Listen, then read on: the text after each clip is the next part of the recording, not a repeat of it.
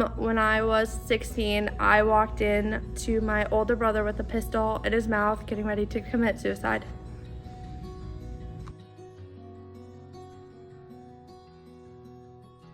So you're just about 2 hours away from me, and I thought, oh my gosh, I have to go see him and hear his story in real life, not just on the internet. I learned about Kevin's story a couple of years ago when I was at a training, and since then I have brought his story to the health classes that I teach at a local high school. Well, I had seen you in Ashland, Kentucky about 5 years ago and was very inspired by your story. I also serve on the library board and was very anxious to be here to see the presentation this evening. Human Services had sent an email out about Kevin Hines, and I was intrigued just to hear his story. I am the forensic mental health caseworker for Bradford and Sullivan County. My mom wanted me to come because she'd heard about it, and I thought it seemed like an interesting topic, so I just tagged along with her after we ate some Subway. Yeah, so we run a faith-based facility for women inpatient. It's for addiction, and we do mental health outpatient. We brought all of our ladies for their meeting tonight. Because you are amazing. Thank you really are. You're the reason why a lot of us are still here today. Oh, wow. Me being one of them, and it just, I'd make the trip 100 times over. And what frightens me as a DA is the notion that young people, teenagers, adolescents, who are already dealing with so many other issues that swirl around their lives, and with this force multiplier of the internet, which takes things like bullying not just from school, but carries it home for them, and they're further punished, and their brain further suffers, and they're going to look to things like suicide unless we have a force in the other direction to let them know that people care, to let them know that there are answers and that they are loved. I needed to see what was the story for the Kevin story, and I was just blown away.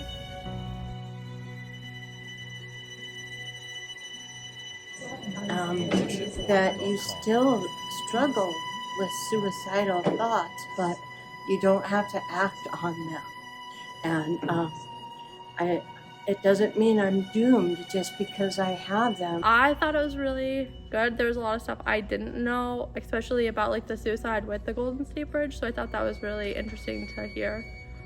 When people are upset, being able to reach out and ask them if they're okay, and sometimes I think as just individuals we don't want to get involved, and so it is our job to reach out to those people who are maybe sad and having a tough day and making sure they're okay. I thought it was really good. I've had a lot of mental health struggles in my life, so it was kind of relatable, and I've had friends who have too, and my dad and everything, so I thought it was really relatable, and I had a lot of good tips that you can use just to help people out.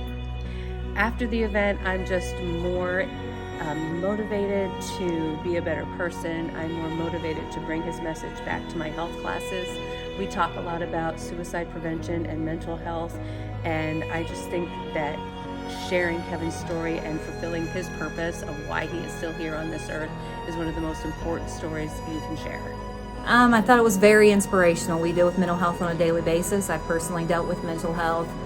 Being able to ask for help is a huge thing. I had to learn to do that in my life, and it's hard to do, like you said. So I think that is huge to let people know that it's okay to ask for help and to make sure to tell somebody when you need help.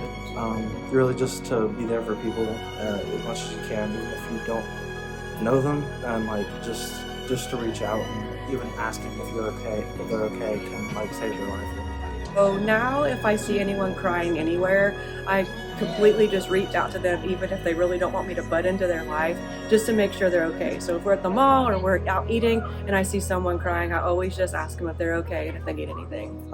Really just to be there for people as much as you can, even if you don't know them, and just to reach out, and even asking if they're okay can save their life, really. Why mental health is important, that nobody is alone in their lives. If you need someone to talk to, go ahead and reach that person. And one of the lessons that I took was that we are our brother's or our sister's keeper, and we're on this earth for a purpose, and the purpose is to give, not take, do good.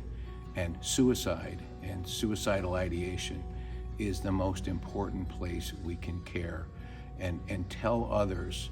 Let them hear that comment that Kevin wishes he heard on that bus. Are you okay? Can I help you? We have lost way too many people to suicide. People don't understand that they are not alone in this world. They feel like there's no one who cares about them, and that could not be more far from the truth. And the stigma that surrounds mental health, people are afraid to talk about it for fear that they will be looked down upon. That needs to go away. That needs to change so that people know that they are loved, they are needed, and that we need them tomorrow. And I'm going to work harder now with some of your notes and ideas to fight it. Do you go through that too? Yeah, I do. Yeah. You do? Yeah. And was this helpful? Extremely helpful. Yeah, Are you you- give me hope. Oh. Hope. That's what I'm taking away. Hope. Are you going to be here tomorrow? Yes, sir, I am. Yeah. Oh, thank you very much. Thank you so much. So I am 2 years and 5 months sober from alcohol and self-harm. The last time I tried to commit suicide was 2 years and 5 months ago. Studying was a struggle I started out with when I was 10 years old, and then addiction started when I was 13. I've been incarcerated in prison twice. God blessed me to get me out of that. I'm now executive director of a facility where I can help other people in their struggles in life. 3 years ago now, I was diagnosed with depression and anxiety disorder. So that it just an everyday thing. Kind of I'm on medication right now, and it seems to be getting better. But just every day you have your struggles, and you just have to hope it gets better. You give me hope. Hope. Somebody that understands the demons, understands what's going on in your head when you don't think anybody else gets it. And are you sober today? I am sober today, 13 years this year. 13 years this year. That's Yes. incredible. But so influential. You know, you make me want to be here tomorrow. Can I give you a hug? Absolutely. Thank you very much. And can I ask you, Lizzie, what happened to your brother? He's still alive and has 2 kids and is married.